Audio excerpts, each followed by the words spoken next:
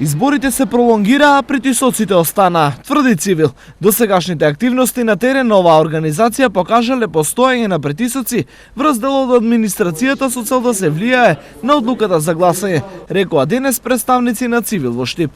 Досега Цивил има примерно извештени од цела Македонија пред се за притисоци во наставниот кадар, партиска пропаганда и агитација која што ги го надминува на партиското, односно агитација преку закани, уцени и притисоци врз граѓанките и граѓаните се однесува на нивното работно место, на нивната позиција која што имаат во државните институции. Токму поради ова, Цивил започнува кампања за изборен мониторинг, со цел да им се застане на патот на сите евентуални изборни нерегуларности. Ние сме позитивни во тоа дека можат сами да придонесат и непристрасно да гласаат без никакво влијание од страна закани или притисоци, да ги препознаат истите и да ги пријават онаму каде што треба.